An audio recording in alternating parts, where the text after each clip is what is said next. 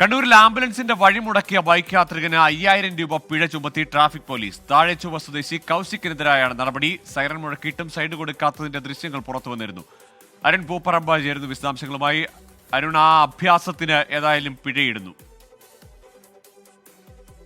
ഗോകുൽ, തീർച്ചയായും കുളത്തിൽ വീണ 8 വയസ്സുകാരനുമായി ആശുപത്രിയിലേക്ക്, കണ്ണൂരിലെ മിംസ് ആശുപത്രിയിലേക്ക് പോകുന്നതിനിടെയാണ് കണ്ണൂർ നഗരത്തിലെ കാൾടെക്സ് മുതൽ താഴെച്ചുവ വരെ ഈ കൗശിക്, താഴെച്ചുവ സ്വദേശിയായിട്ടുള്ള കൗശിക് ഇങ്ങനെ ബൈക്കിൽ തടസ്സം.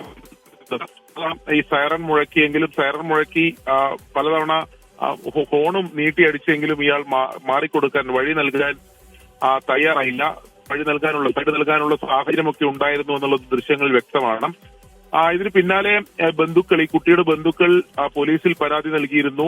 ആ പരാതിയുടെ അടിസ്ഥാനത്തിൽ ആണ് ഇപ്പോൾ ഈ നടപടി കൂടി ഉണ്ടായിരിക്കുന്നത്. കണ്ണൂർ ട്രാഫിക് പോലീസാണ് 5000 രൂപ ഈ താഴെച്ചുവ സ്വദേശിയായിട്ടുള്ള കൗശിക്കിന് പിഴ ചുമത്തിയിട്ടുള്ളത്, പിഴ ഈടാക്കിയിട്ടുണ്ട്.